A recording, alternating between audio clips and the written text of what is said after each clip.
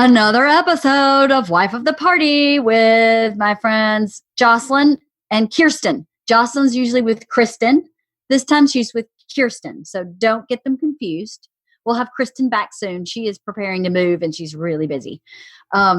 So Jocelyn is a ghostwriter. I've talked about that before, but we only kind of scratched the surface, and I wanted to really talk to her about ghostwriting, and I wanted to pair her with Kirsten, who I knew secretly had written a novel that's sitting in a drawer. And Kirsten had asked me before about Jocelyn's job and was a little curious. So I wanted to put them together and have us all have a conversation about ghostwriting. And I think our conversation ended up being about much more than that, about kind of career paths and having confidence and having some emotional health to be able to take criticism from someone, and about achieving goals, about being a self-starter, about knowing your personality and your attributes and what works for that, to have a job that you enjoy. And we talked about Kirsten's novel. And we talked about Jocelyn's process. So I hope you like it. I hope you enjoy it. So enjoy. Even better. Nice. I know. I feel like I should have invested in a ring light at this point in quarantine. Like, yeah. What a fool. What a fool. I know. I invested in one, and then when I got it, it plugs into a USB. And I'm like, well, I don't even have a USB on my computer anymore. My new Apple doesn't have a USB, so I have to find an adapter. And then that means I can only use it with my computer, because that same adapter doesn't work with my phone. So I was like, forget it. Never mind. I don't need a ring light. Bert has this panel light thing. That's awesome. How are you guys? I'm good. Yeah. Hanging in there. Yeah. Starting to crack a little bit at this point. Are you? Where, like, up until this point, I've been like, I'm just going to hunker down. I won't see anybody for 2 years if that's what it takes. And now I'm like, I think I need to see people. Reevaluate. I know. How about you? I'm kind of the same. Like last week, we were really feeling the effects of not seeing friends, all four of us. Not just the kids, but Bert and I as well. So I was just listening to NPR right before this, and I guess New York has opened up small gatherings to 10 people or less. Mm-hmm. And I was like, bring it on, buddy. I could do 10 people or less in 2 seconds flat, like today. I could get that started today. Well, we have free testing too. You can get tested, which I haven't done yet, but I want to know how often I can do it, because if I can just get tested every couple of weeks, then I would feel much better about that. Right. Bert got tested. He was convinced he had it. Of course. Because he's Bert Kreischer. But someone on his tour bus got very sick. Bert never got sick, but he was like, that's it. I have the antibodies. So-and-so had it. So I definitely have the antibodies. Definitely. He doesn't. He didn't. He got tested and he's negative. So he was really hoping, I think as most people are, that you have the antibodies, that you get that golden ticket. But nope. So we wait. Well, I feel like that's probably a good thing anyway, because not good that he doesn't have the antibodies, but I don't feel convinced that the antibodies are. There's some, it seems to be some evidence that the antibodies are not necessarily all that, because people are getting reinfected in South Korea when they thought they were recovered and had the antibodies. So I think there's just more that they don't know than they do know. So it's a downer, because I think we like to think of things in more binary terms, like, recovered or have it, or, antibodies are good, which they are, but you know what I mean? They are. Yeah. Yeah. How do you know they didn't relapse? What's the difference between recovered, reinfected, and relapsing? Because I think they had negative tests. There just are so many unknowns, because the tests also aren't that accurate, but they had several negative tests. I think a lot of the conditions are you have to have 2 or 3 negative tests in a row to be, released. And so they had 2 or 3 negative tests in a row after having after having coronavirus, and then they have positive tests. How are your kids doing at home, Jocelyn? They're good. We're in a little bit of a better position, I think, than a lot of people because they go back and forth between my house and Mike's house. So this is a situation where I think divorce is really a blessing. Working out. Silver linings. Yeah. For sure. I mean, for everybody, because they're not here right now. They'll be here later today, but they're not here right now. And so I have, 3 or 4 days a week that they're at their dad's house. And doing school online and stuff. Yeah. Struggling through that. How's it going for your guys' kids?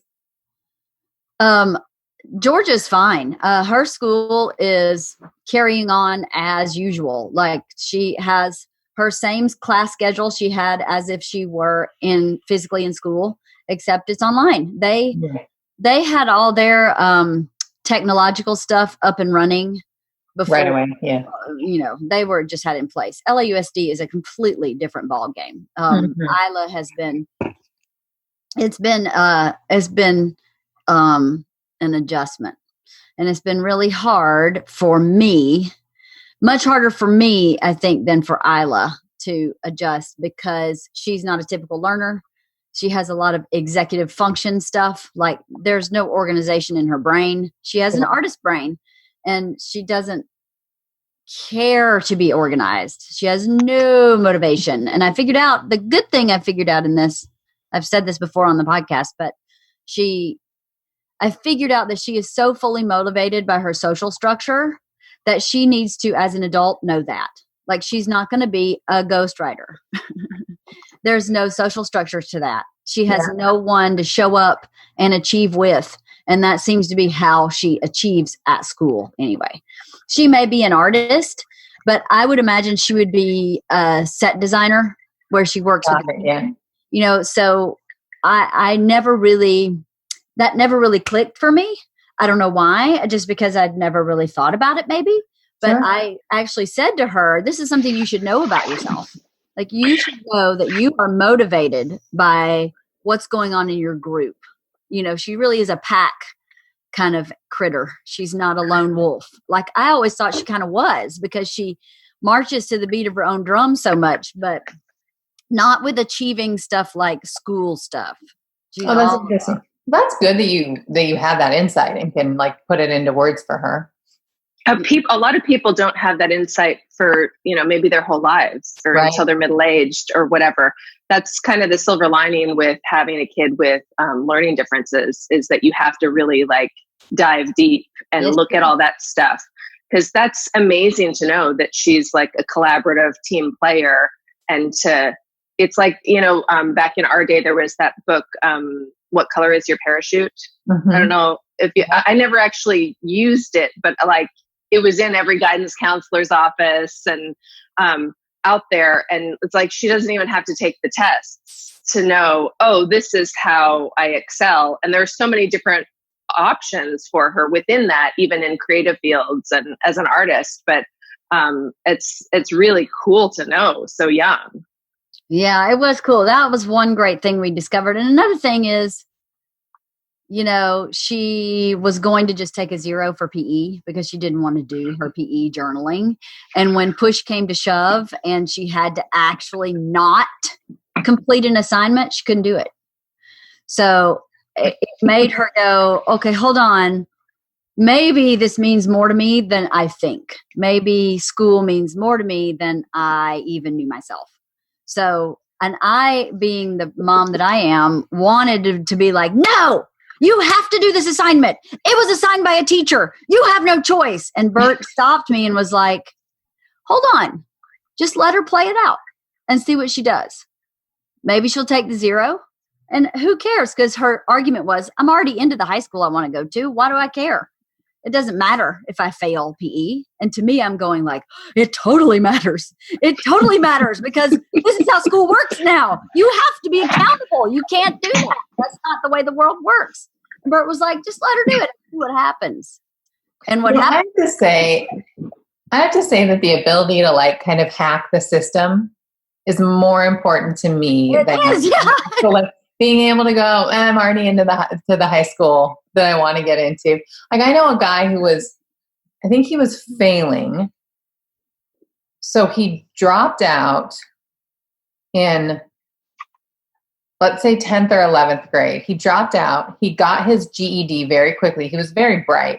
Got his GED really quickly, went to 2 years at a community college, because then when he applied for college at the same time as all of his classmates, he already had 2 years of community college and they didn't need his high school transcripts. Right. So he like totally hacked the system and was ahead a couple of years in life. And I'm like, that's way better than getting A's in high school to me. So smart. And it's a cheaper way to do college too. So much cheaper. I know. Really? Yeah, I remember I saw an interview with Bill Gates years ago where he talked about how he likes to hire people who are efficient. And he talked about like hacking the system as being efficiency, like that they're efficiency experts. I'm not interested in the people who want to spend 18 hours a day at work, because to me that shows inefficiency. I want people who can find workarounds and, faster ways of getting us to where we need to be. And both of those things, both Isla's way and that guy's way, are, genius hacks.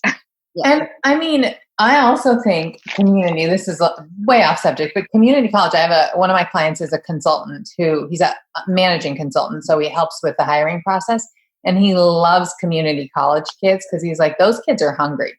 Like I would take a community college kid over a Harvard kid any day of the week, because a Harvard kid probably went to private schools and had all sorts of resources that the community college kid didn't have. Mm-hmm. So I thought that was really interesting too. Very interesting. That's kind of like that book, David and Goliath. Have you read that book? Yeah, a while ago. Was it Malcolm Gladwell? Yes.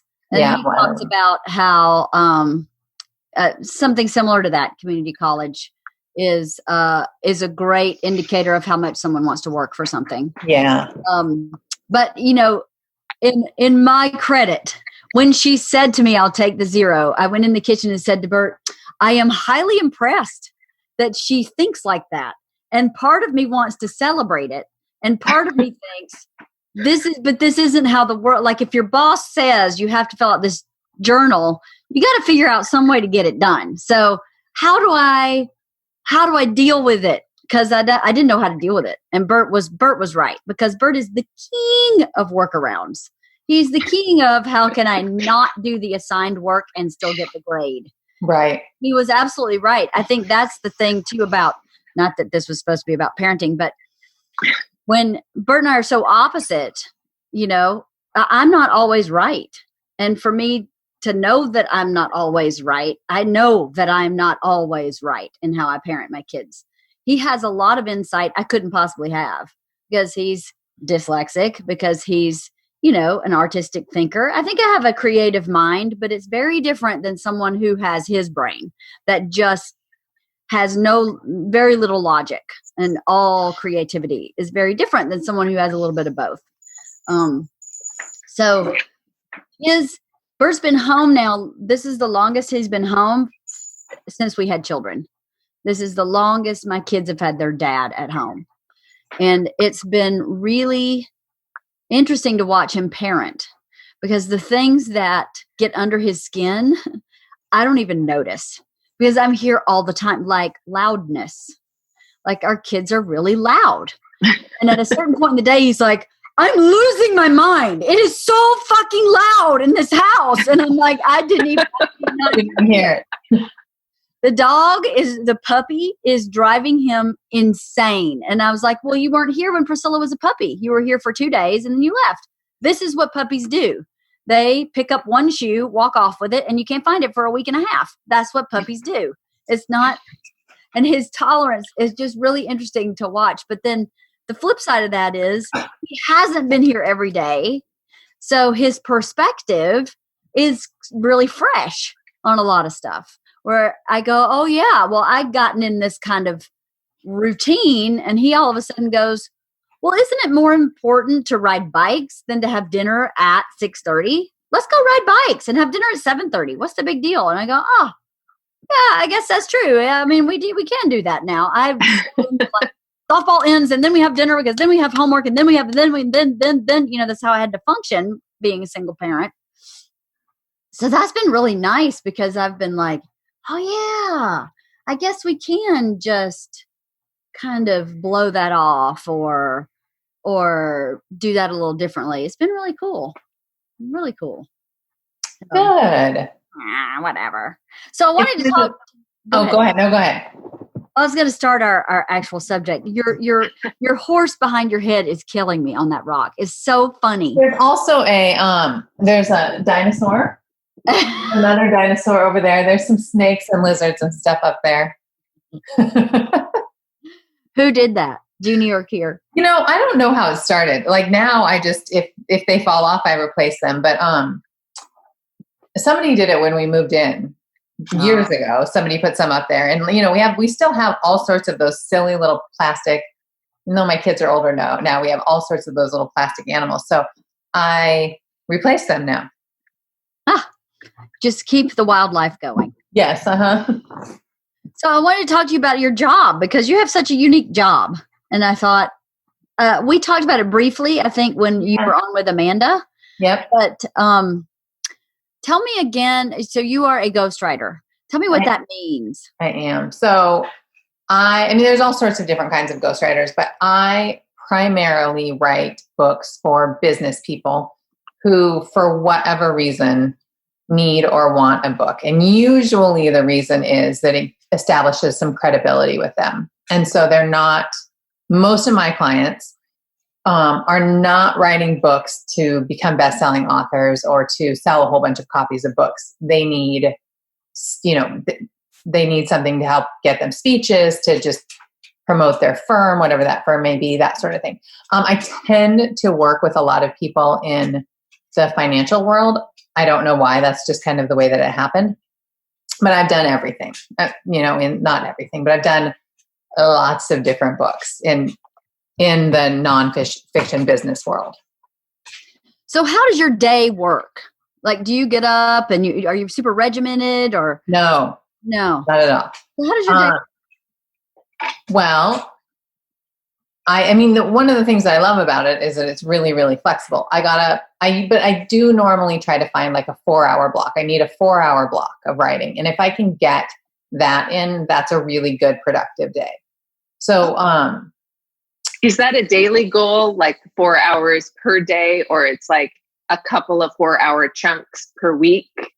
Or it's a daily goal, but it doesn't always happen, especially right now. Like when my kids are here and I don't get anything done, but it tends to be a daily goal. Yeah. And it also depends on, like, there are some projects that I really have to sit down and concentrate on because they're just harder projects. And so I'm working on one of those right now. And that I really could use I could use it that like nobody would talk to me for 6 hours, 8 hours. I hate meetings. Meetings are the worst part of my day. I love you guys, by the way. Not you. This is great. Not the same. I know. I think that one of the greatest gifts of quarantine is learning that so many meetings could have been an email. Yeah. That what we've been saying all along, but totally. No. So we have a monthly Girl Scout leader meeting with our like bosses, right? And all the leaders in our district are supposed to show up. There's usually like 6-8 leaders there. We had this month on Zoom. There were 26 leaders. And I didn't even know there were that many troops in our district because literally it's like 6 or 8 of us. And it's the same 6 or 8 of us every single month. And I didn't actually go to this Zoom. Kathy did. Kathy called me and was like, there were 26 people in this meeting. Who even knew? They should start doing this every month because we're always like, 7 o'clock on a Thursday night. I don't want to go and listen to all these people talk about stuff. And I couldn't believe it. So, well, that's fantastic. Yeah, it was awesome. I didn't go to the meeting, but she said it was awesome. Yeah, I mean, it needs to. This is what needs to happen going forward. There needs to be a lot more Zoom meetings and not in-person meetings. I agree. All right, so you have 4-hour block, right? How do you get your clients? Do you have an agent? So I have been really lucky. It has been 100% referral based. I started off my career as a ghostwriter. I'd had several jobs that were not my cup of tea. And for one of those jobs, I was the director of operations for a company. It was an IT consulting company. And my boss sent me to a networking meeting to represent the company. And I was a journalism major and I was a reporter for a while. And I'd always been doing some writing on the side. And I went to the meeting and it was just packed with these like really young, hungry entrepreneurs. And I was like, I'm going to join this meeting as a writer. That's what I'm going to do. I'm going to see if I can get writing jobs. And so I drove to work and I quit my job. And then like 3 months later, my car got repossessed. It was rough. It was a rough transition, but I started getting work from that meeting. And to this day, 100%, with the exception of one person, 100% of my clients have come from that one networking meeting. It was amazing. And that was in, I'm going to say 99, maybe. Wow. Maybe 2000. Wow. Yeah. And so I started off and I got a bunch of work doing like writing people's bios. And then I found a woman who was a grant writer. And she needed help writing. They were NIH grants. So I wrote a whole bunch of grants. And that really was just enough money to live with for a long time. But one of the people in that networking group was this guy who's a brilliant business person, but he's borderline illiterate in a lot of ways. And he was he would say that. He was having me write every single email that went out of his office because he couldn't write. And so he one day decided that he wanted to write a book. And at the time he was a mortgage broker and he wanted to write a book on credit repair. And so he just handed me like this stack of books on credit repair and said, read these, interview these people, and then write a book for me. So, and I said, I've never done this. I don't know how to do it. And he was like, you'll figure it out. It'll be fine. So that was my first client. And that was probably in 2001. Yeah. That was my first ghostwriting client. That's a huge undertaking. How did you do that? He did know a lot about, I read all of the books and I interviewed a bunch of experts and he knew a lot about it because he was in the mortgage industry at a time when there were like a lot of subprime loans out there. And he was trying to figure out how to game the system. So he was like, I think I've studied this and know enough to know some like tricks. And we just went really deep and interviewed a bunch of people. Wow. So he was paying me hourly. So that's what was great too. He was paying me hourly. And so, because I had no idea how long it would take. Right. It ended up being just this great project. And now I know a whole bunch about credit repair. So I have so many questions. Okay. Yeah. So you would read a book and then take notes on that book or something? And then how do you organize all that information? Yeah. So I didn't take notes on it. I just read them so I could get like the background understanding and figure out what the commonalities were, because there's a whole bunch of guesses out there, right? With respect to credit, with respect to the algorithms. So I read them to find the commonalities. And I just read I probably read 20 credit repair books. So that was really boring. It was really boring. But I was getting paid hourly. So I was like, I'll take my time with this one. And turning the page. I read that last page, right? Yeah. It's probably honestly more money than I've made on any other book that I've worked on. And I've worked on books that are much more complex than that. But so it was a good first experience. And that guy is and was very, very well connected. And so he just referred me to a bunch of people. And I don't even have a website anymore because I was like, what's the point? Wow. Yeah. That's wonderful. I just really lucked out. Like I got in with the right group of people. That sounds like such a niche that I'm not sure anyone could replicate it. Like how could anybody replicate that path? It's all been word of mouth. So you clearly did an excellent job with your first book. And that spoke for itself. I really have to tell you that I don't know what to tell people because I happened to join the best networking group in the world at the right time. Like that's what happened. And then it fell into my lap. Okay. So podcast is over. Thank you. I don't know what else to ask. Oh, I have so many questions, Leanne. I know, go for it. What questions do you have? Well, so this is obviously different than ghostwriting for celebrities or whatever, but what is like, do you have to sign NDAs? Are you like, what is the privacy level? Because I'm sure some of these people are, if they know enough to write a book about their, even if it's in financial stuff, they must, what's the privacy issue about it? Like, do they want to like have no one know that you were involved in this or? So it depends on the client. And I have had celebrity clients before, and I will tell you, I never want to do it again. It's a nightmare. It's a total nightmare working with celebrities, but it depends on the client. Like some of them they'll just introduce me and say, this is Jocelyn. She's my ghostwriter to anybody on the street. But some of them really want to maintain that image of being an author. Since most of my clients are business people, they don't really have an ego wrapped up in that. And most of them will at least say, she was my editor. I see. But that's a good workaround, editor. Yeah. Yeah. I have some that I have to, there are times when I want to show examples of my work. And there will be specific projects that I want to show that particular book. And so I have to get permission from the client every time on those. Right. Well, that makes sense.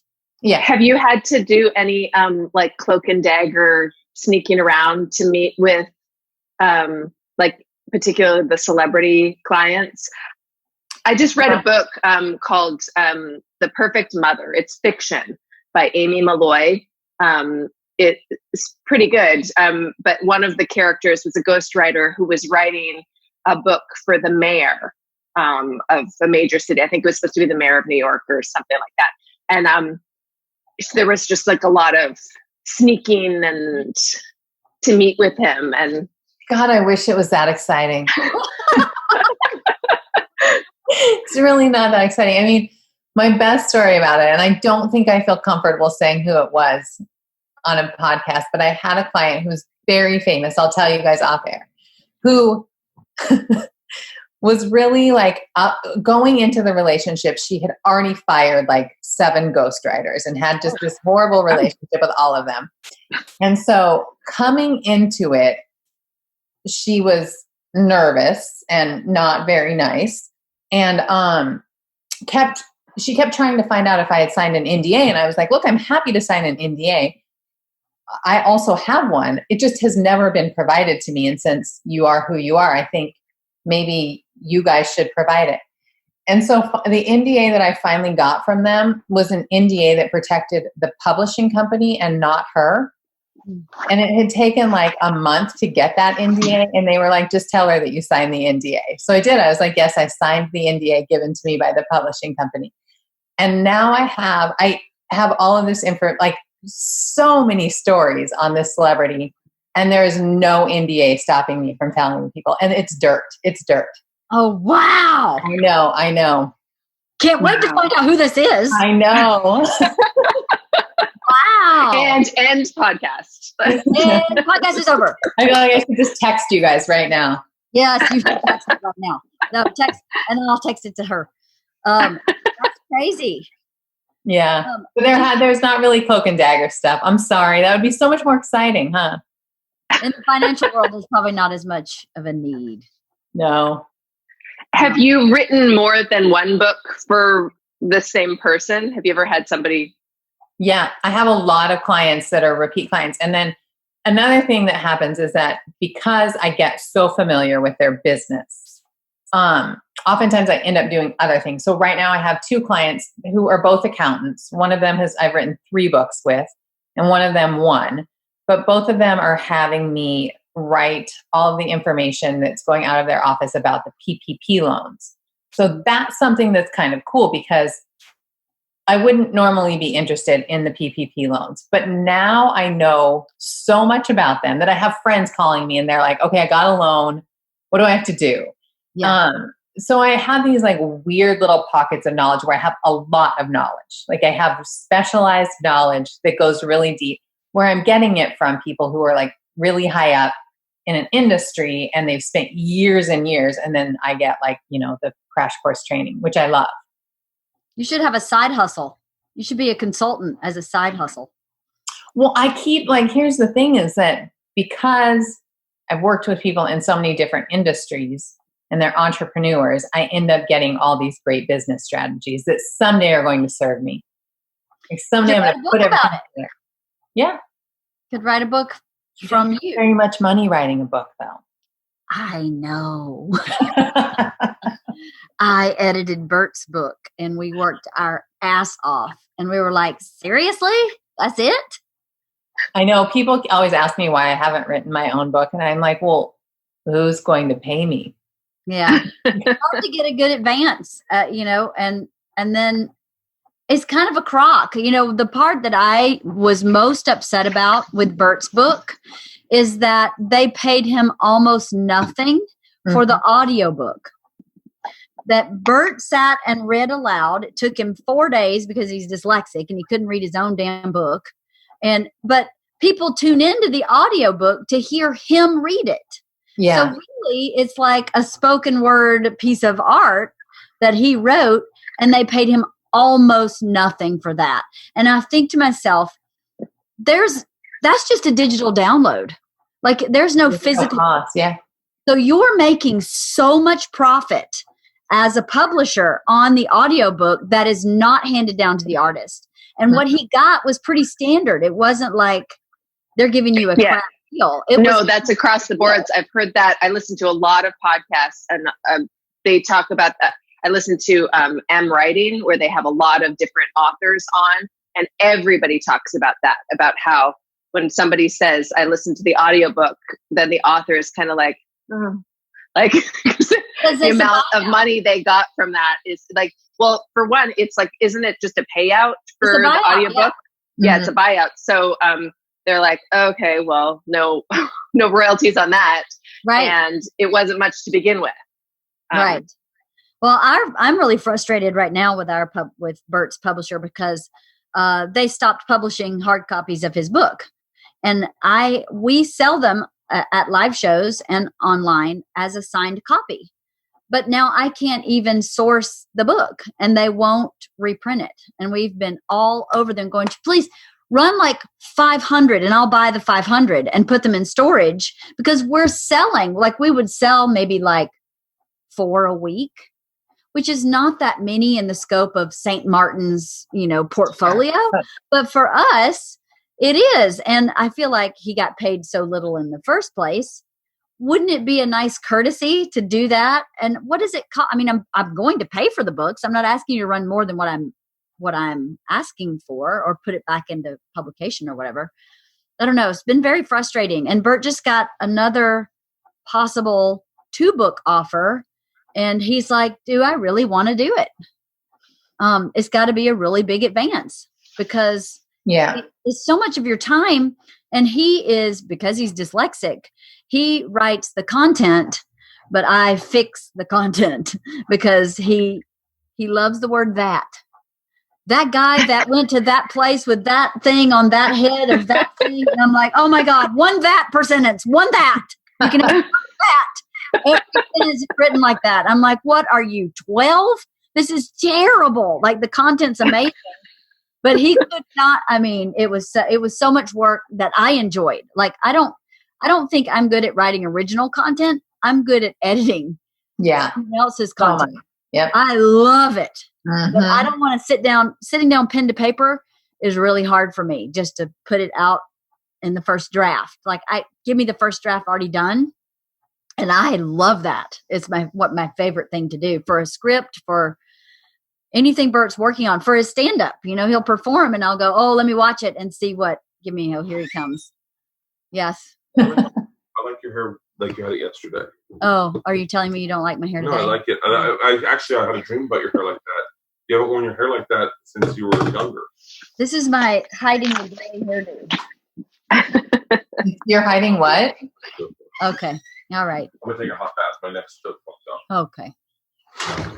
Someone slept on their pillow wrong and they're having neck issues. And let me tell you, I've heard about it all freaking morning. So he's going to take a bath so he can loosen up his neck. But yeah, I don't know. That audiobook, when because they did the deal for his written book. And then the audiobook was an afterthought, sort of like no one even offered it or brought it up. And I don't remember who, Bert or I, one of us said, your main audience is a podcast. They're all audio. So why wouldn't you release an audiobook? Like, to me, I think that would sell more than a written book for your particular audience. And when they came back with the buyout amount, I was like, are you kidding? That's insane. Because you're making so much money on every single time someone buys that audiobook, and the artist gets no percentage of that.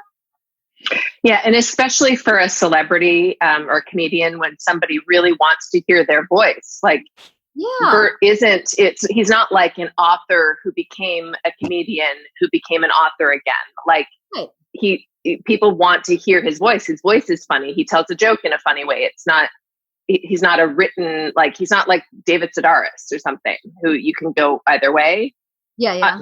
It seems like there should be a different pay structure for that, because, if you're reading like War and Peace, you're not necessarily reading it for the audio. If you're listening to the audio, it's because you want to walk around and do stuff, but it's not like you're not grabbing those War and Peace like fans. Right. Are there any? I don't know. One or two on the planet? That's a long time. God, I don't know that I ever made it through it. I didn't. I didn't. No, never made it through. I'm thinking I probably bought it and put it on my shelf and read like the first 4 pages and was like, you know what? I'm gonna read a James Patterson book instead. That's what I did. Nothing wrong with that. So, as a kid, did you read a lot? I did. It's interesting. I'm seeing it with my daughter. I am not a highbrow person about my literature at all. So I read a lot, but I didn't necessarily read a lot of the classics. And I think what I do, I'm really good at what I do, but I am not an exceptionally creative writer. There's a lot of people that could write circles around me. What I am really good at is simplifying. And that is where I really think that I show up as a writer, is that these people have all of these complicated, years and years of industry experience. They have sophisticated thought. There's a language behind it that a layperson couldn't understand. And so I'm really good at taking that information and being willing to ask questions that are dumb questions that just, show my total ignorance in this area, and then get it down on paper. And in a lot of ways, the fact that I don't know anything about a lot of the topics that I write about helps, because then I'm like, wait. Well, this doesn't make sense, which is the same thing that a reader would do. Absolutely. That makes sense. I feel like I'm that way too. I am not shy to say, I don't know what that word means. Yeah. I never have been. You use a word and I just did that with my therapist the other day. She said something and I went, I don't know what that word means. You have to define, or let me define it, because I don't know what you're saying. I think not having an ego about that in any industry, no matter what you do, is really powerful, because then you are clear. You understand what's happening or what needs to be done. But that's really great. It's good too that you can present yourself that way to a client and say, I'm the person that would be reading your book. I don't know what you're talking about. Yeah. So if I understand it, then whoever's reading it probably understand we'll be able to understand it. And I'm exceptionally good at that, at laying things out in an organized format. Right. But I look at I read things that people who are struggling to earn money as a writer are writing, and they're beautiful and so much more creative than anything that I could ever do. I love what I do, but I don't think that it is the path of somebody who was like all their lives dreaming of being a writer. I'm more interested in like the business process. And even though I hate meetings, I'm interested in my clients. Like I want to learn about industries. And it sounds boring, I think, to a lot of people to think about studying credit repair or the PPP loans, but I actually really enjoy it. I start off thinking I'm not going to enjoy it. I'm like only doing it for the money. That's when I start off doing it. But I think like once you gain an expertise in something, there's some confidence that comes along with it, and I'm able to apply it to my own life, and I like kind of fall in love with my clients and with the subject. Well, I think that's curiosity, right? Yeah. It's a personality trait. Or, I mean, I think curiosity can be developed. I don't think you either have it or don't. I think you can become curious if you're not already. But I think curiosity is the root of all success. All of it, yeah. All success is about being curious. How does this work? How can I make this better? Why don't I understand this? Who can help me? What can I do to improve? You know, Totally. those is asking questions instead of making statements in your brain. That makes you open and grow in any area, in your business, in parenting, in your marriage, in self-knowledge, in fitness, in a hobby, in how many outfits can I sew in 1 week. Kirsten sews like you cannot believe. You made that top, didn't you? I did. I knew it. I love it. I really like that top. Jean. She makes her own blue jeans. I'm wearing the same jeans that I wore yesterday. Did you make those? You Yes. made them? Yeah. That's amazing. It's crazy. She's also a writer. I was figuring out that, but I want to say something about the sewing. I have multiple sewing machines in my house. I'm terrible at it. I can sew a straight line, and I sew things all the time, and I'm awful at it. But I want to be good at it, and I always want to make my own clothes. It's so damn expensive, though. It is. It's more expensive than you would think getting into it. I think people assume that you're doing it to be frugal, and I'm doing it as a way. I mean, when I started sewing clothes, I decided I'm not going to shop for clothes anymore. So my budget, what I would have spent on clothes, is going into fabric. Right. And so it's providing like a creative outlet, and and that it's keeping me out of the shops. Right. Right. Yeah. I mean, if I was better at it, I think that I would probably invest the money in it because it is really fun. But I end up. But you can get really good deals online though. With fabric, Joann's is ridiculously expensive and doesn't have the best fabric. You can get really good deals if you shop around online, and if you can sew a straight line, you can totally sew something. You can sew jeans, like anything. It's kind of like what you were saying with the financial stuff, that like getting into writing about financial things that you're like, what do I know about this? But just, I mean, honestly, if you just read about, watch some YouTube videos and just honestly, just follow a pattern. It's kind of like putting together IKEA furniture, but with better directions, with better instructions, that it's like anyone can do it. It will be frustrating at times. It might take some time, but by the end, you're so proud of yourself for building that IKEA bookshelf, and you've gained some skills and are like, wait a minute, I can use tools. And it's basically exactly the same thing. Well, that's a really cute top.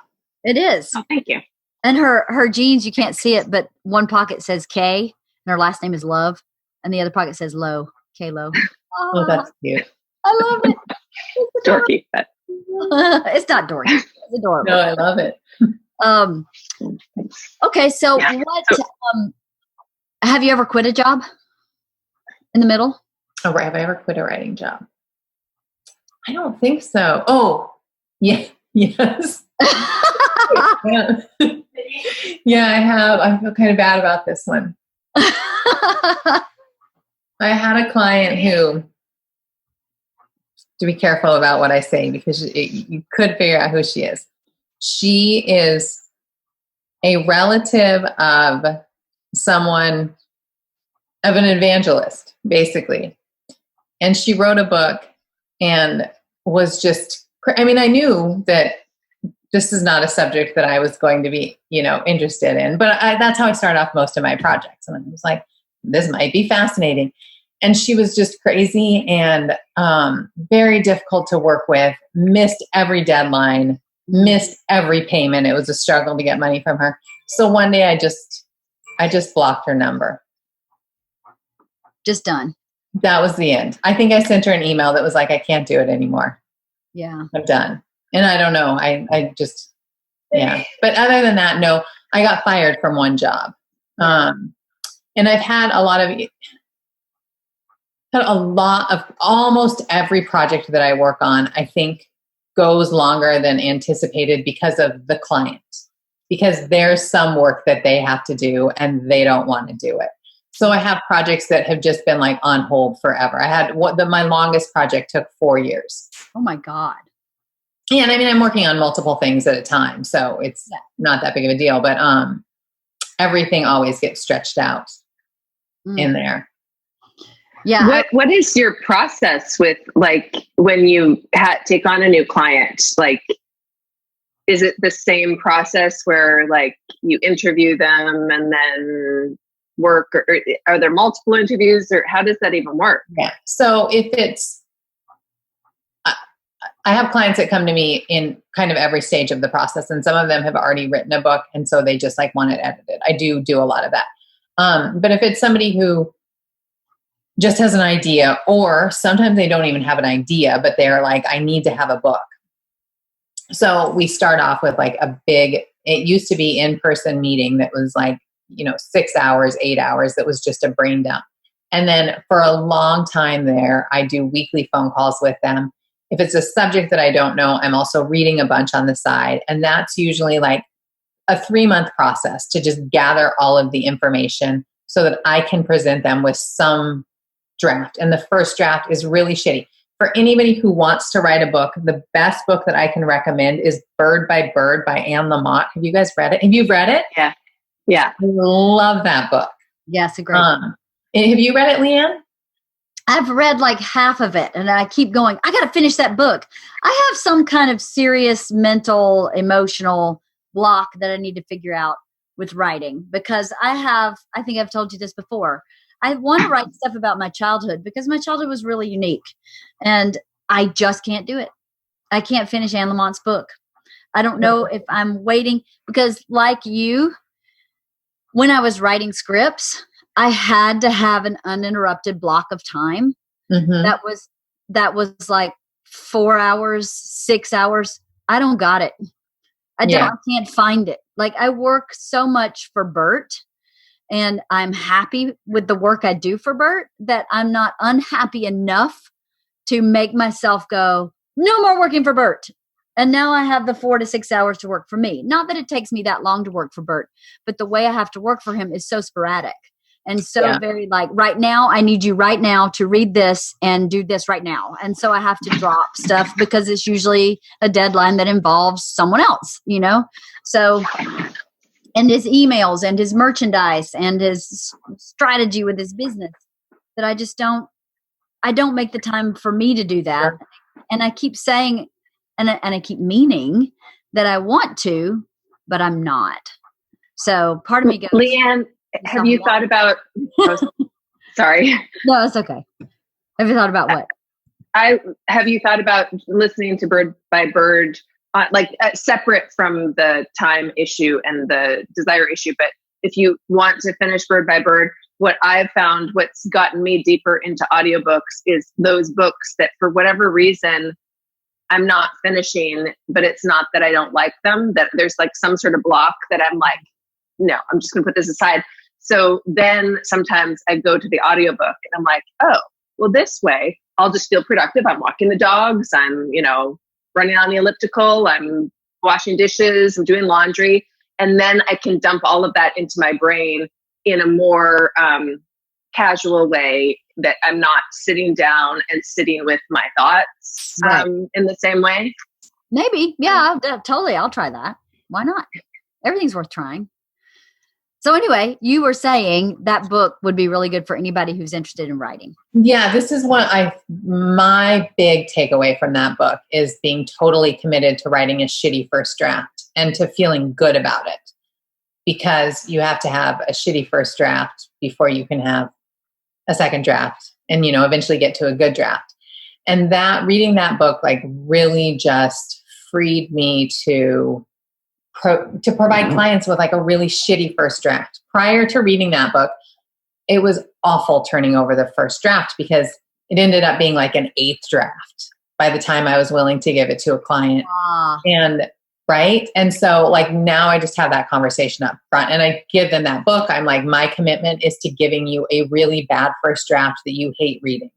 And just like, it's a tough conversation with people who don't know me. Mm-hmm. And I give them all sorts of referrals, give them samples of finished work. But I'm like, you just like have to kind of trust that this is the process, that before anything can be good, it has to be bad. So that usually happens at like month 3. And then we start refining. And at that point, I have enough knowledge usually that the weekly phone calls kind of drop off and it just gets more into like me expanding and polishing. And a lot of times there's interviews. I'm working on a book right now where I've probably interviewed 25 or 30 people. One of my favorite projects that I worked on, I interviewed athletes. And that one was really fun. Like all sorts of, just from athletes that you've heard of to people who had exceptional college careers and then went on to become business people. So you wouldn't necessarily know about them. That will add, that can add months to a project. So you try to deliver a first draft by 3 months. Is that what you're saying? Yeah. 3 months. And that's a good goal. It's wrong to call it a draft because it's a lot of it is an outline still at that point. It's like just my notes of, okay, here's what's going to go here, but I don't have that information yet. I see. So they can get the gist of what you're doing. Right. And just give us a starting point to start going, okay, here's like where the holes in my knowledge are. Mm-hmm. And here's something that represents what I understand to this point. Because sometimes like I wrote a book about risk management, wealth protection and risk management. That was all of the legal avenues to protect money. And so it was a lot of trust law and stuff that I just had no background in. So that was the one that took about 4 years. Because I'm not an attorney. I'm not, and I just really had to start from the very beginning and go, this is what I think happens with this particular trust mechanism. Right. I don't know if I'm right. So, and you have to remember, I have clients they're running a business. And so they don't have that much time to give me information. So a lot of it is just research on my own, right? Which starts off awful. It's always awful, but that's where like the curiosity and kind of the thinking of it as a puzzle piece comes into play. So you have to have a good, healthy bit of tenacity, it sounds like, to do what you do. Be very tenacious about finding the answer to a question, about finding a question to ask, what to ask your client. This sounds like someone has to be super curious, a self-starter, really motivated, and very tenacious. Yeah, and I really do think put the word simplifier in there, because one of the things that I do if I'm trying to understand something that is beyond the scope of my background is that I take a bunch of information, I print it out, or I cut and paste it, and then I rewrite. So let's talk about the PPP loans. There's tons of information on the web about PPP loans. Do you guys both know what the PPP loans? Okay. I don't. Okay. So just because of coronavirus, the government offered, it started off with $350 billion worth of loans to small businesses. And the loans are, if you spend them properly, they're 100% forgivable. So all of these small businesses, and then I think it ended up being closer to $700 billion when all was said and done. All of these businesses that were otherwise going to not be able to pay their employees can keep employees on, pay them, and then have the money forgiven. So, but there are tons of regulations in there. And there's a lot of the first legislation was something like 1,800 pages. And since then there's been new releases like every few days. There's new releases on it, and it's super complicated, and there's all sorts of ambiguities and confusion. And so what I did in understanding that, and I have 2 clients who are accountants, And both of them were telling me slightly different things. And what I did to really just understand it is gather all of the most trustworthy resources that I could, dump them on a piece of paper, figure out what the commonalities were, figure out where there were discrepancies, go research that some more, put that all on a piece of paper, and then rewrite it in a way that made sense to me. And that was really my process for that. Wow. Sounds like a lot of time. It's so much more time than I ever estimate. Which is why I started off saying that the first book was hourly. It was so great because I don't do hourly anymore and I get screwed. You have to love what you do. You have to love what you do, and you have to be like willing to go, well, I'm no longer getting paid the hour, the rate that I would like to pay for the amount of time, but I want this to be good. I'm making $4 an hour, right? Well, it is funny because I support myself doing this. Yeah, totally. I make decent money, but I work a ton of hours. And if I'm not working on it, I'm regularly thinking about it. Right. There was a book I read a long time ago called Do What You Love and the Money Will Come. Mm-hmm. And I think the real key to that is not putting a dollar amount on what you love, right? And saying, Bert says this all the time about his work, I would do stand-up for free. Yeah. And the money is great. That's awesome. But really, I'd do it for free. If someone said, you have to do this and we're not paying you, I'd say, okay.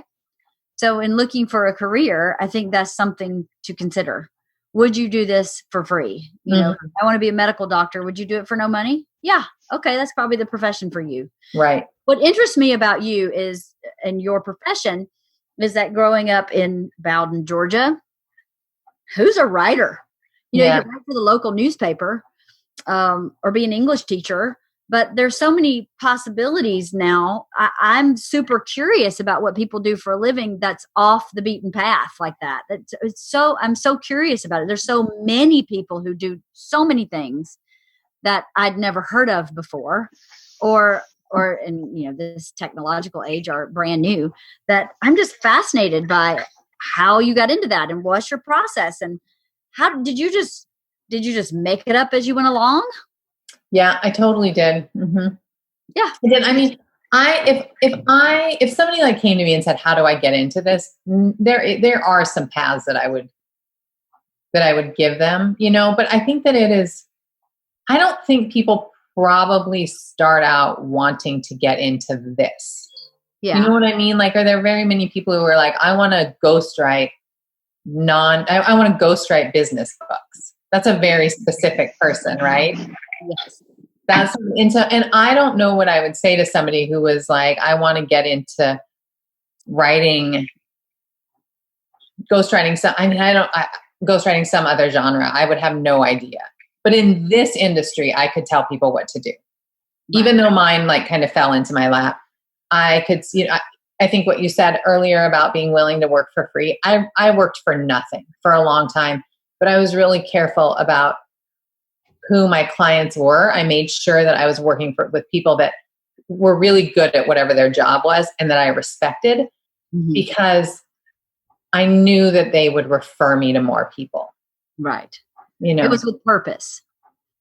Yeah. It was with purpose. That's awesome. And there are all sorts of, there's all sorts of platforms now where people can go get work. Like there's one called Upwork.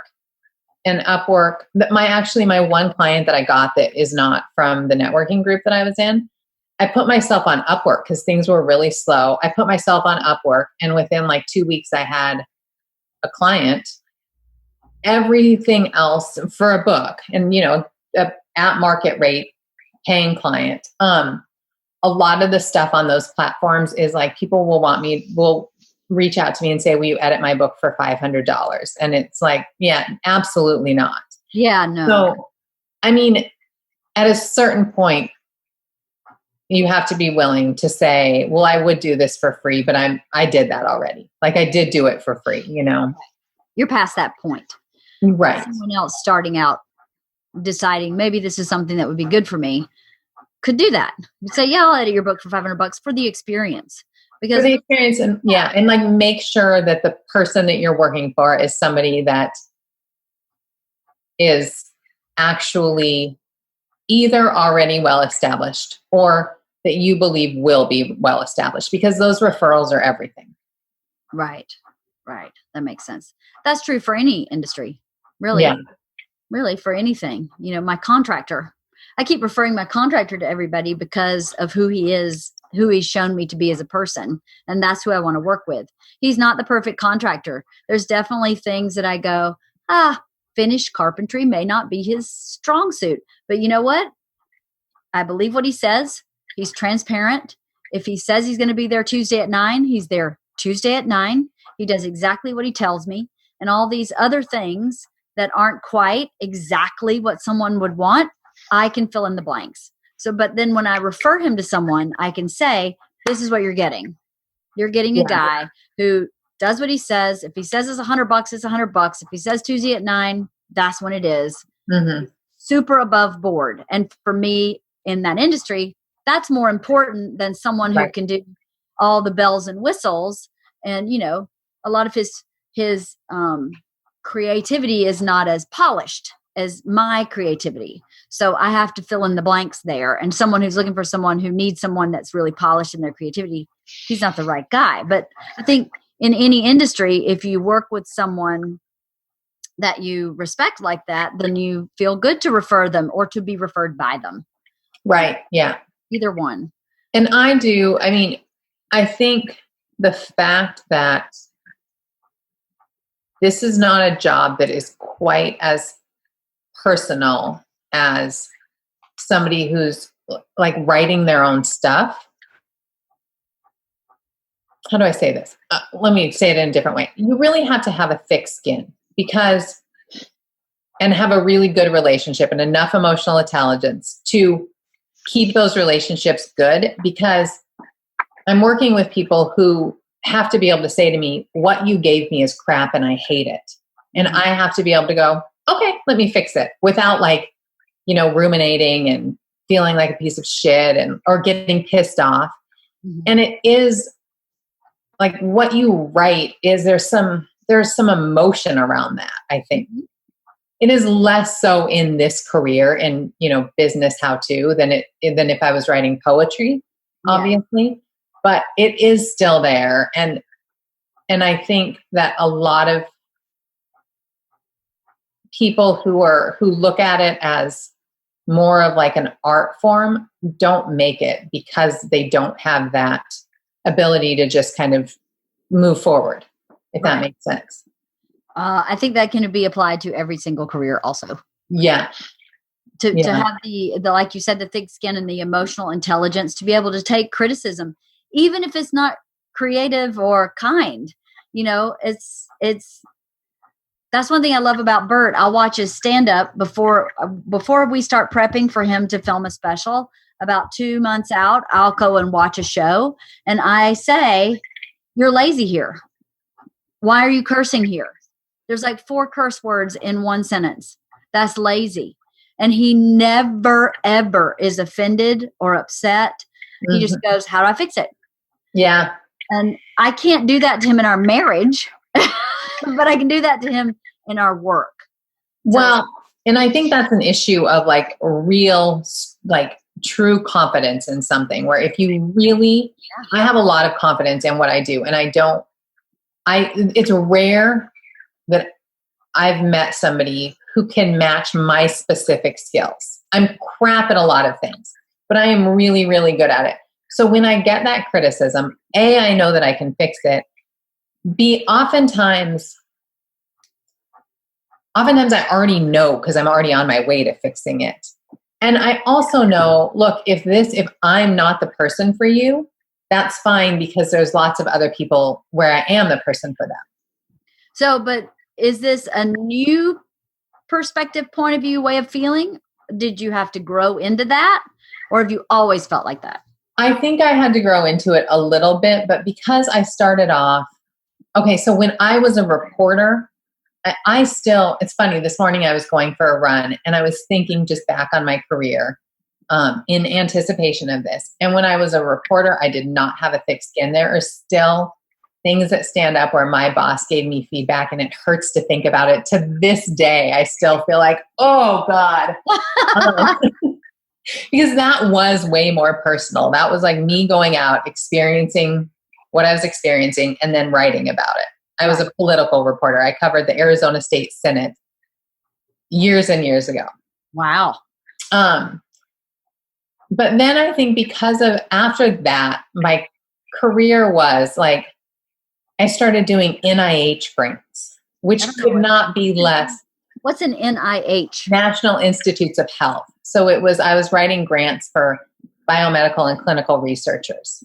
And I could have not, I was so removed from the writing, that I started, it just kind of happened naturally at that point. Mm-hmm. But man, that first year as a reporter, like I said, I remember I walked into the newsroom and my boss and the owner of the newspaper were talking about a story that I wrote. And they didn't know that I was walking in. So I heard them. And one of them was like, I don't know if we can fix this. Like, I don't know how to teach this.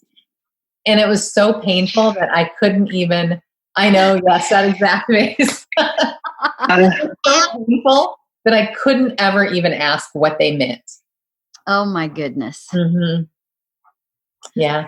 Well, I think I'm very fascinated also by people's paths, where you start and where you are now, because most people I know didn't graduate college to be an accountant and are still an accountant. I don't have people do that. There are people all over who do that. I mean, my boyfriend from high school graduated, became an electrician, is still an electrician. That's awesome. But in my sphere, that's not how it's happened for anybody in my current sphere of people. And I just think the willingness to be open and to listen and pay attention and to say, is this working? Yes or no? If it's a no, then what else can I do that is working better? It's just so fascinating to me because so many people came to LA to be an actor and aren't actors anymore and are super successful at whatever they're doing now that has nothing to do with what their intention was or their path was in the first place. And it's such a powerful thing to say, this is not my path and I'm going to choose a different one because I choose to be happy or fulfilled or whatever you want to say. Yeah. That really fascinates me. And I think it takes a lot of bravery to analyze your life from that point of view. Say, is this making me happy? No. I mean, what would have happened, do you think, if you had continued as a journalist? Do you think you would have improved and gained the same confidence you have as a ghostwriter? Yeah, leaving that job was a mistake because I left the job to move out here to pursue something that it turned out I really didn't want to pursue. Which was what? Well, I moved out here to work for a nonprofit that was like at the time near and dear to me. And I mean, it was like a year and a half in. I don't want to work for a nonprofit. Period. It doesn't matter how important it is to me. I don't want to. And from that point on, I just got into kind of like administrative type jobs that I am not good at that. I do not have the personality for that. I was the director of operations for 2 companies. I ended up in fights with everybody. It wasn't good. It was absolutely not good. I think I would have loved being a reporter. Oh yeah. If I could go back and redo it, I probably wouldn't quit that job, but I am very happy with the path that I took. Right. And there's never been a time in my life when I tried to get back into it. That particular job was a great job. I managed to land a really good job out of college, and I really don't know how I did it, but it was a phenomenal job. Right. But no regrets? What was that? No regrets? No, I mean, I don't sit around and think about it at all. But it was, it was not a good career move to leave that particular job. No. The people who came before me, who had the job that I had, ended up in really cool jobs that I think I would have loved. I just didn't at the time have that. I wasn't forward thinking. Right. You were what, your early 20s? Was in my early 20s. I was way out of my league too. It was my first job out of college. I was a total drunk at the time. And I was covering, and I was just a mess. And I was covering the Arizona State Senate, reading legislation, having to go like confront these politicians on things when really what I was doing in my life was getting drunk. Like 4 hours later, I was going to be drunk. And I wasn't sophisticated enough for the job at all. I was a wimp about things. There was a senator that I heard all these stories about what he was doing, but I really liked him. And I was like, I'm just not going to pursue that until somebody tells me to. He's not gonna. Just not going to do that. He's such a nice guy. Somebody else will eventually hear about it and tell me to do it, and I'll have to go do it. Nobody ever did either. And I think, honestly, I think people would disclose things to me because they knew I was trustworthy. Politicians would disclose things to me, a reporter, and be like, she won't tell anybody. She's going to be drunk in 4 hours. She won't even remember. So I was crappy at the job. I was totally crappy at the job. I probably was going to get fired. I was up right when I quit. My review was like supposed to happen the next week. And so I gave my 2 weeks, month notice, whatever. And my boss was like, do you want to still do your review? And I was like, nah. I'm good. I don't know, I'm underperforming, right? I think we're on the same page here. This is probably good that I quit so you didn't have to fire me, right?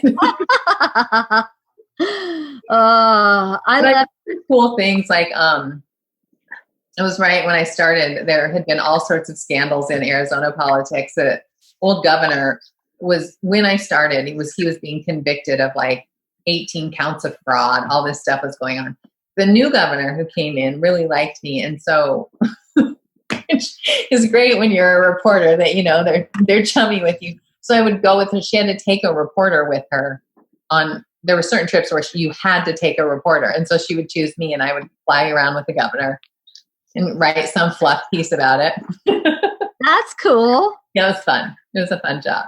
What a great experience. Mm-hmm. I didn't have anything like that. Did you have anything like that, Kirsten? I don't have any kind of career. I wasn't flying around with the governor. No. I'm really curious, Jocelyn, about like, even though you have the confidence now in turning in that shitty first draft, like, does it still feel vulnerable though? Yeah, especially with new clients. So I have a lot of repeat clients, but with new clients, it's an intimate process anyway. And so when you meet somebody and then have to dive into something it's threatening for them too, because they're putting their name on something. They're trusting somebody else, to deliver a product that they can put their name on. And oftentimes they come into it with like, who am I to be writing a book? And so those first few months are really tough anyway because of that. I've had clients who are writing books about things that you just wouldn't, that it would, like financial things, who cry. They cry because it's so like it's so much to be saying I'm writing a book. Yeah. And so getting to that first draft it's super awkward. It's like being on a first date and then going, okay, I guess here you go. Here's this draft. It's terrible. Like I say it's terrible, but usually like once we pass that milestone, it's so much better. And at that point it's like, we know each other. We're good. Do you prefer the people who think, who am I to be writing a book? Because when you're saying that, I'm automatically, my heart goes to those people. And I think, yes, like I feel like the people who are like, you know what? I deserve to write a book. Right. I need to see my name in print are like not my kind of people, maybe. Yeah. Do I prefer them? I think I don't know. That's an interesting question. I think it's probably easier I don't know how to answer that. Probably. The answer is probably, yeah. Well, I think the people who come into it feeling really confident about it probably wouldn't hire me, because they would just think they could do it on their own. And then 7 years down the road, they wouldn't have done it on their own. Right. I would imagine people who feel like, who do I think I am to write this book, would be a little more of you have to be a little bit of a therapist. Would that be accurate? Sure. Yeah. For sure, yeah. Hold them through their vulnerable moments and coax them into feeling better about themselves. And I can tell you for sure, that's one of the reasons I haven't written a book, is who am I to think that I should write a book? That definitely is part of my brain. Where I can edit Bert's book all day long and go, oh, absolutely, I am essential in this. Right. And I can watch a stand-up and go, oh, no, I understand my role and how important it is. But for me to say, I'm going to write my own book, I literally hear in my brain, who do you think you are? Why would anybody want to read that? That's dumb. Why would you do that? So I relate to that, even if it were about my work. Like, even if someone said, why don't you write a book about what it's like to be married to Bert? I would go, who would read that? Who would want to know that? I would want to know that. Yeah. A lot of clipped toenails in this book. Are you sure you want to read about it? I think that's why people come to me, though, is because they're like, everybody keeps telling me I need to write a book, and I just can't bring myself to do it. And I think they feel like they sit down to start writing and they feel so insufficient. Yes. But enough people keep telling them, and it sticks with them, that they're like, screw it, I'm just going to pay somebody to do this. Right. Yeah, totally. Such a cool job. It is. I mean, it is not, like, it's certainly not what I set out to do in my life, but I wanted to go back to that because you were talking about career paths, and something came up for me, which is that I think so many people spend all of their childhood years getting asked, what are you going to do when you grow up? What are you going to do? And I actually hate that question, because I think we all know we're going to do so many things, right? Like I don't like the idea of telling kids you're gonna grow up and do this one thing, because rare is the person who is doing what they went to college to do, or what they wanted to do when they were 10 years old. Yes, very rare. So I loved what you were saying about that, about like, is this making me happy? Is it working? Are there other opportunities? Are there things that, like, when I was 22 years old, I didn't even know that this was a possibility? Because I didn't know this was a possibility when I was 22 years old. I just happened to fall into it and be good at it. Yeah. And I was just thinking you should be doing all the career days, because what my understanding of jobs, even out of high school, even out of college, was like, oh, you can be a doctor or a lawyer or a teacher or a nurse or a policeman. Like, it's like a preschooler's understanding of the jobs that are out there. It's true. I don't think it's that different nowadays, a little bit, but not really. Well, I think so much of it too is just about like aligning your career with what your values are, which is really hard to do when you're 22 years old, because you don't even know what your values are. I think it's your values and your aptitudes. Right. Like I was saying to Isla, she should not have your job. There's too much alone time for her. Yeah. She would not be motivated. She would not meet a deadline. She would not do well in your job, even if she were an excellent writer. So knowing yourself, your value, I guess that is part of your value system, but in a certain way, it's kind of how she's wired. It's what her aptitudes are. My dad is such a great auto mechanic and can build anything with his hands. I really think if he had had the opportunity, he should have been a mechanical engineer, but he didn't have that opportunity. He became an auto mechanic, and he's very fulfilled and loved it. But that fit his aptitude. It really did fit what he was good at. There's actually I did an episode about this a long time ago, where one of the moms, Margaret, has a neighbor who is, I think, in his maybe early 60s, who took this aptitude test years ago, when he was like in college, and the aptitude test told him he should build things with his hands, and it should be in it was pretty specific. Like, he was very musical and he should build things with his hands. And he was like, that's cool. And then became an accountant and was miserable. At a certain point, he was going through old papers and found that aptitude test. And he put 2 and 2 together. He was like, I build soundboards for musicians as a hobby.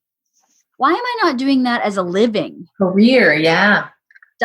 Started building soundboards as a career, had a second career later in life. And he thought to himself, I knew this was my aptitude. And I chose something safe and predictable and what you should do. That's a good job, and hated it. So I called that place that still exists. I don't remember the name of it, but I can find it and put it on my website or something. Yeah. And still do this testing. So I was like, can I get my daughters tested? And I asked them about it. I said, does the testing apply forever? And they said that your aptitude is your aptitude.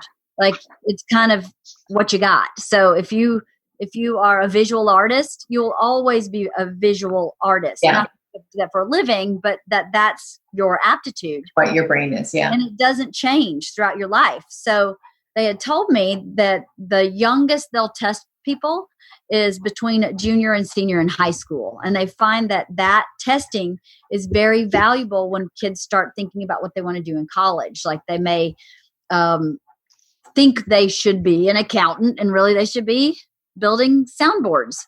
And it will help them kind of suss out what would maybe be fulfilling for them that they hadn't maybe thought of before. So next year, Georgia will be between junior and senior year, and I plan on taking her to do that aptitude test just to give her information. Just to get information. Yeah, just so she knows, well, this is what I'm good at naturally without effort. So perhaps I should look into some field that has these aptitudes are required or make you successful. I have lots of things to say on this, but I have to run to the restroom. Is that okay? Yes. Oh, good. No pee breaks. Yes. Well, I always sneak out when I'm like physically at doing a podcast with you. You know this. I sneak out, but now I'm like, I don't know. Can I just like? I can talk to you. No, you stop right there. Okay, I'll be ready. We'll have a Girl Scout leader meeting now. Exactly. So anyway, camping. No.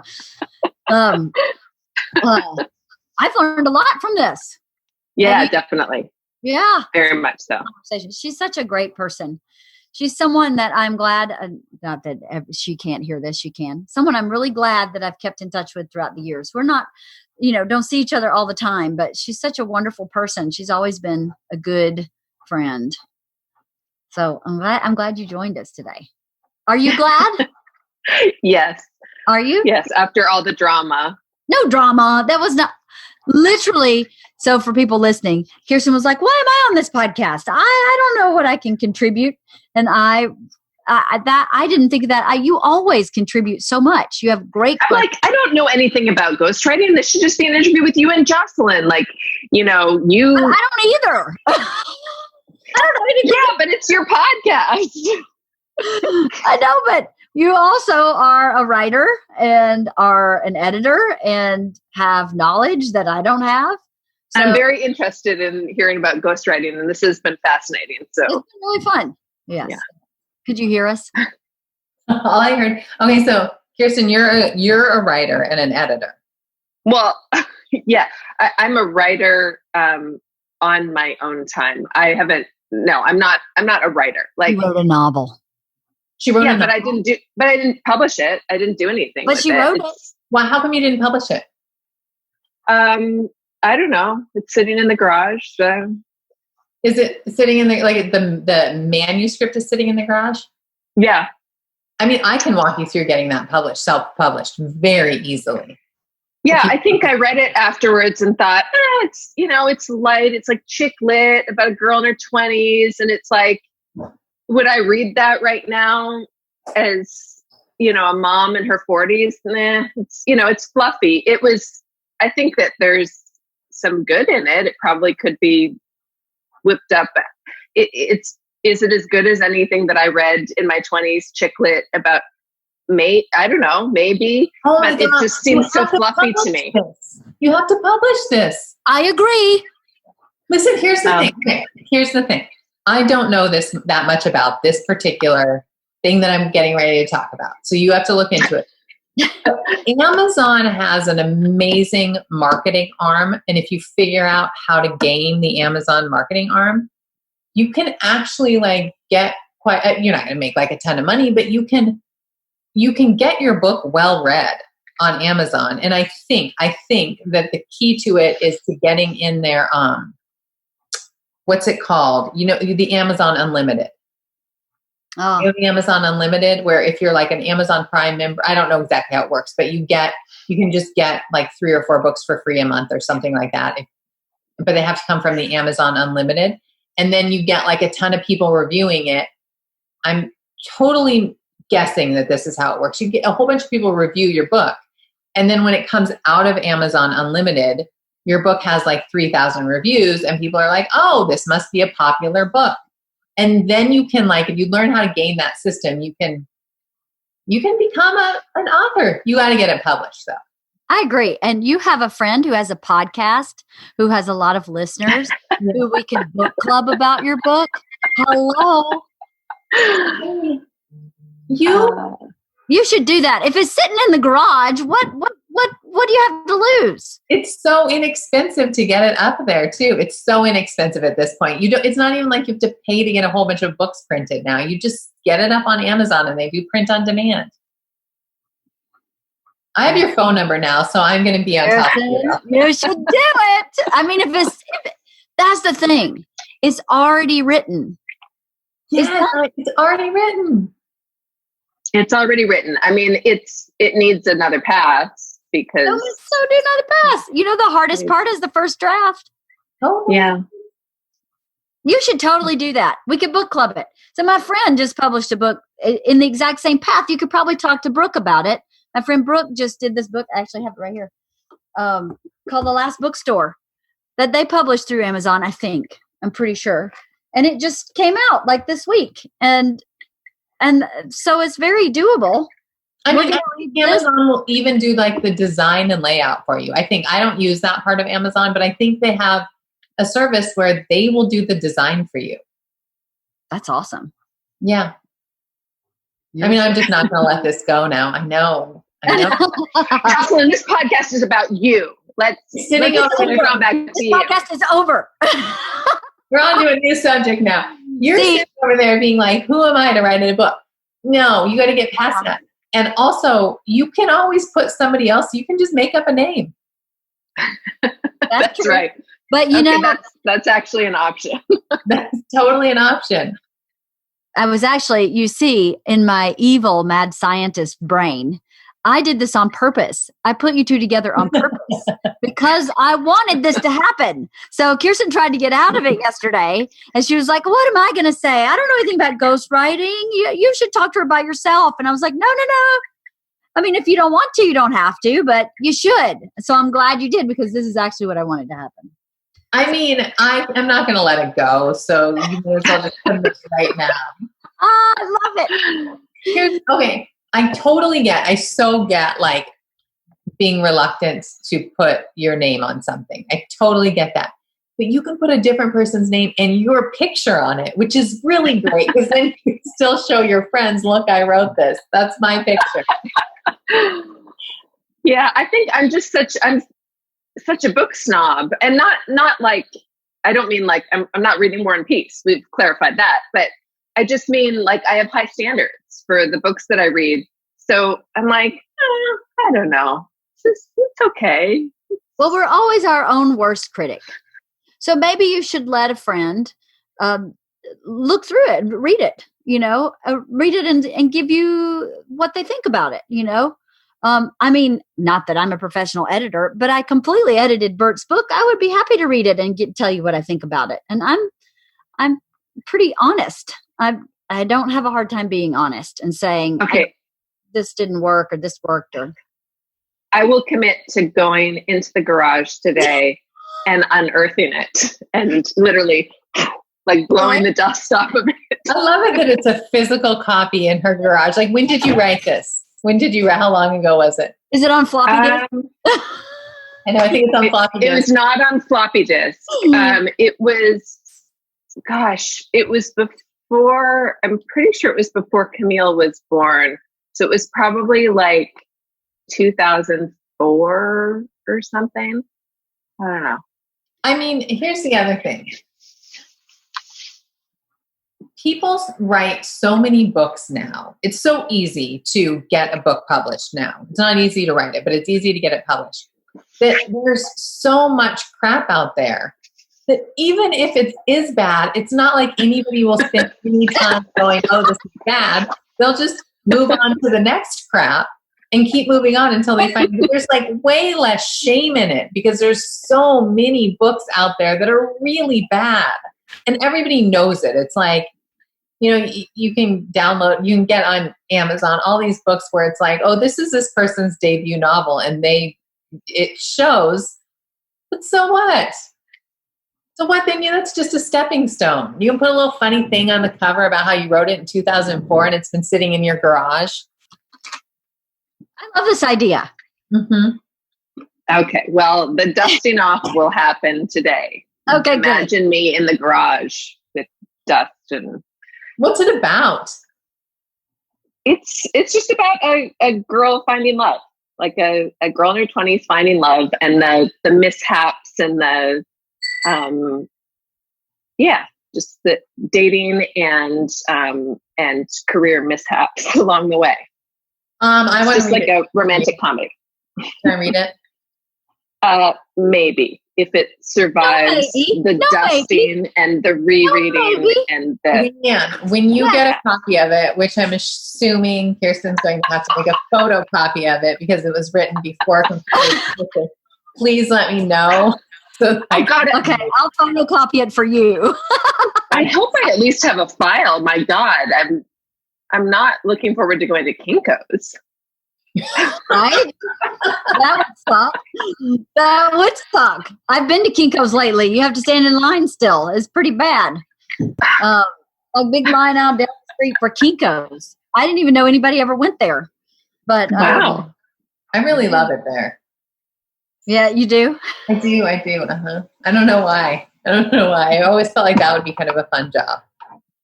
Do you get a manuscript printed up for your people, for your clients? Or is it just printed out? No, it's all just electronic. Yeah.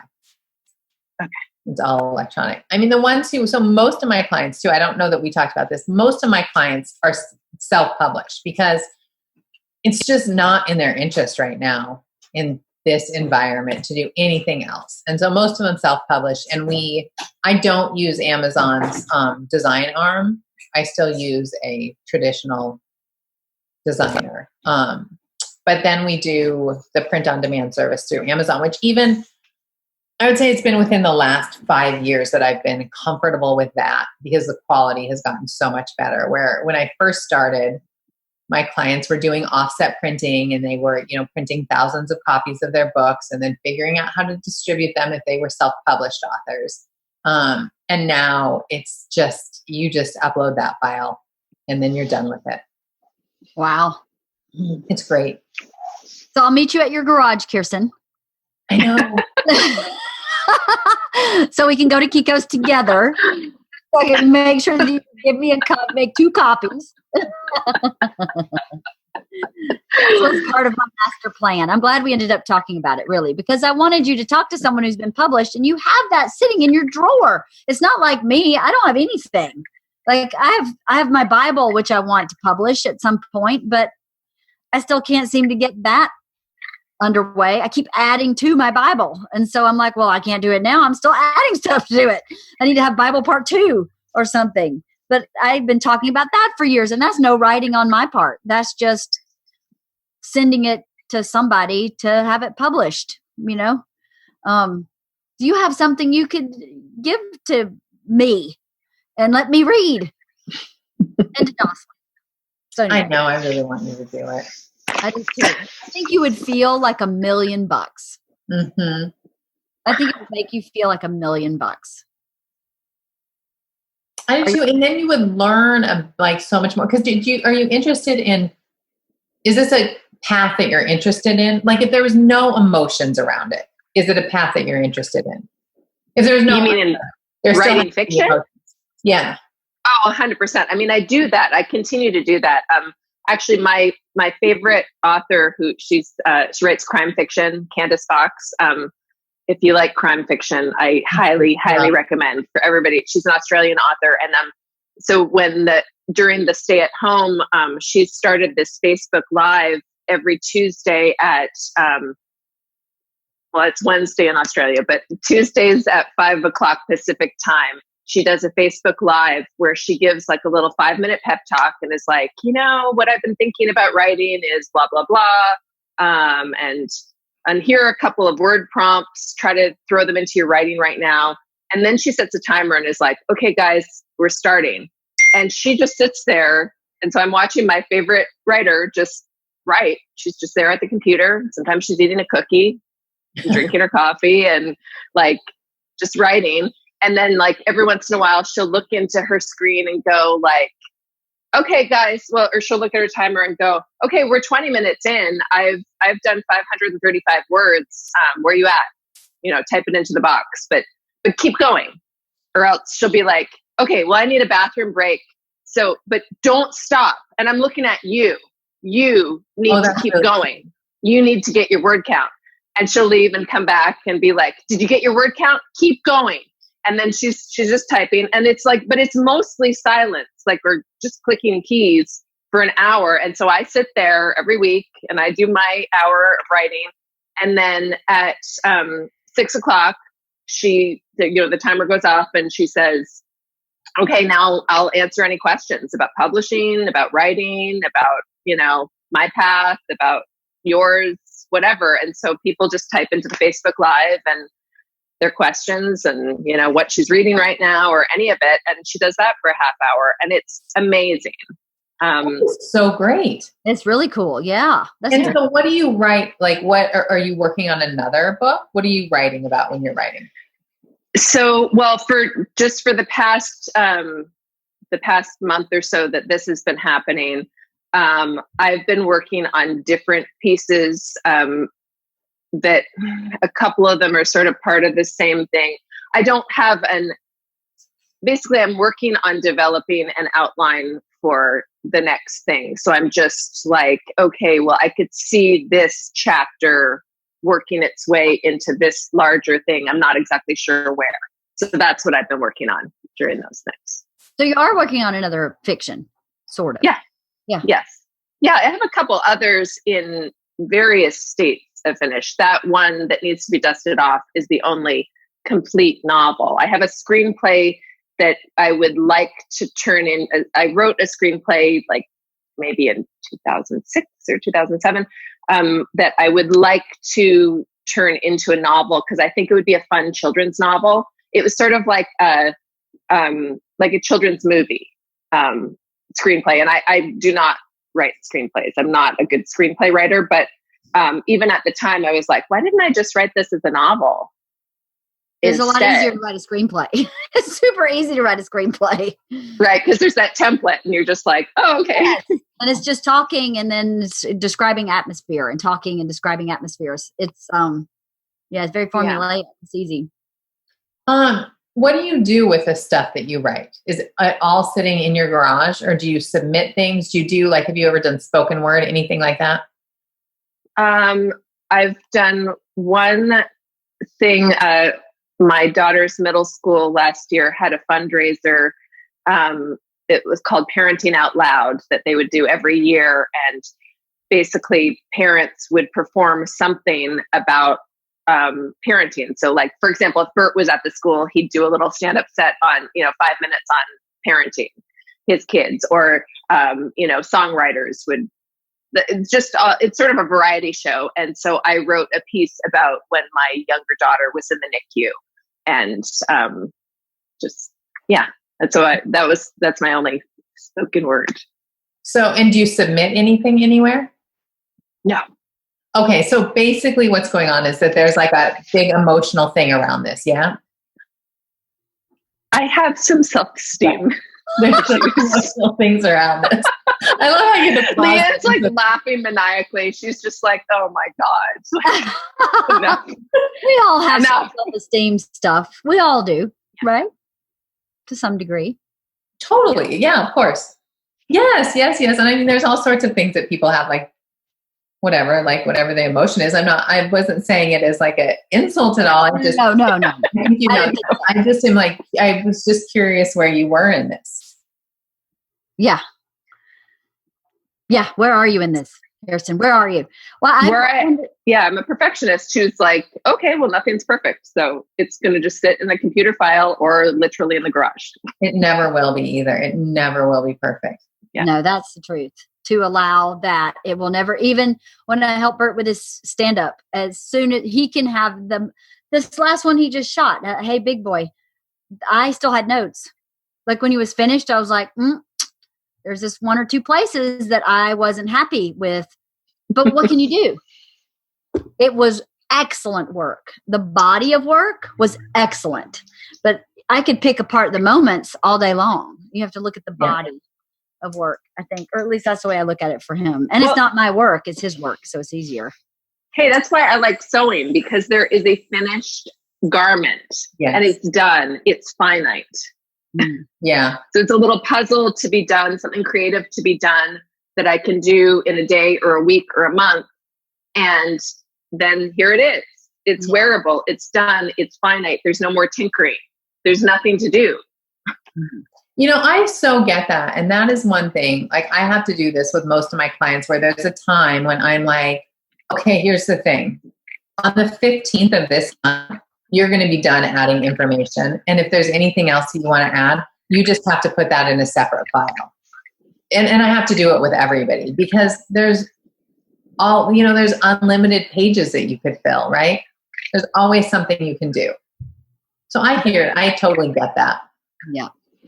I listened to an audiobook recently, Jen Hatmaker, Fierce, Free, and Full of Fire, or something like that. And the audiobook, she says at the beginning, the audiobook, she's like, audiobook listeners, you're so lucky because guess what?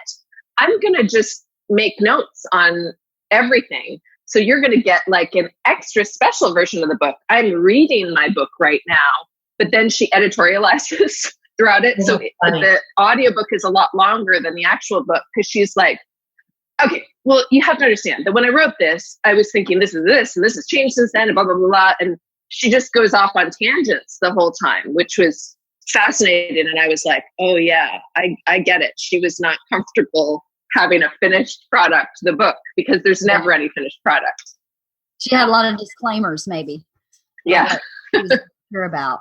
Yeah. That's interesting. I don't know why I don't struggle with that. Maybe I would if it was my personal thing, but I don't struggle with it. But that's given me insight into like what's going on with clients sometimes, because I so get it. I mean, especially if you're putting your name on it, it's hard to go, oh, this is done, when you still have thoughts in your head and life to live, you know? So I hear you. Really? You think about the great writers. Do you think Hemingway published something and went, that was perfect? Probably not. No, in fact, just last night I was revisiting. Do you guys know the poem it's by Emily Dickinson, and it's called "It Got So I Could Take His Name"? Mm-hmm. Okay, that poem is a good example of this. The first few stanzas of that poem are amazing, and then at the end, it's like she just got tired and was like, "Fuck it." Like, you guys go read the poem. That's totally it. Just like. Midway through, she's like, I'm done. Like, I blew it out of the water at the beginning, and she did. She blew it out of the water at the beginning. And then by the end, you're like, oh, that was a bad ending. Yeah, enough already. That's really funny. Mm-hmm. I'll have to look that poem up. I've never read a lot of poetry, not for any reason. I think I was never exposed to it much and just don't know much about poetry. I'll have to look into that one. I've never been that interested in poetry, but my brother did his PhD in Emily Dickinson. So, oh my God, a PhD! Exposed to a lot of Emily Dickinson. Well, it's fascinating. It sounds like she was having an affair with her brother's wife. I don't know if you call it an affair, but is that right, Kirsten? Like her brother's wife, and she had, I think, a romance. Maybe I'm just making. I think so. I don't really remember what I heard from him. It was a while ago. It was a few years ago, quite a few years ago, actually. But let's just go with that. I don't know much about poetry. Okay. We were talking about the word sinew last night, and that is in that poem. I was like, there's a poem with the word sinew in it. And it's in, so I could take his name. So I went on a tangent about reading about Emily Dickinson. How funny. Yeah. It's amazing where your brain brings you. It does. I know. Well, I learned a lot from this podcast. I hope everybody listening found it enjoyable. I never know.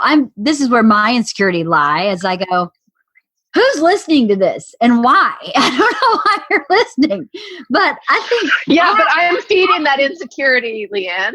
I'm always like harassing you and going, who's going to listen to this? Like on the ones that I'm on, not this one. I think this is interesting, but I just mean some of the podcasts that I've done. I'm like, Leanne, who's going to listen to this? Who cares about Girl Scouts? I mean, Kirsten and I are troop leaders with Kathy in our Girl Scout troop. And every time we podcast about leading Girl Scouts, we're always like, who's going to listen to this? And so many people email and like, no, I'm a leader. No, I listen to it. And I go, oh, okay. But, not only that, like, I was just wrapping it up. No, I'm just checking on it. I'm having a hard time buying running shorts. I'm being dead serious. Can we talk about making a running short that me and you put into production? I know what I want. Okay. What do you want? My biggest problem area really is right here. So I want silk. How expensive would silk running shorts be? Do they not make silk running shorts? And can't you just run in like silk boxers? I can't find them. I can't find good running shorts to save my life. Really, I'm having a hard time, and the biggest problem I have is that my the inseams aren't fitting me. Like they're really tight in the jock. Oh, okay. A little extra room. I mean, it's a problem. A lot of Kirsten, you want to come over and measure? I would like to socially distance from that. Thank you. Kirsten, I'm gonna find some fabric for you, and we're gonna make a pair of running shorts that we sell. They're gonna be the perfect running short. We mean you, by the way. We mean you. I'm not gonna do anything except complain about what doesn't work. I weigh this. I joke I wrote this morning. I weigh myself like I look at my Twitter feed. I go, okay, we're not paying attention to that. Fuck that. Why would I let that ruin my day?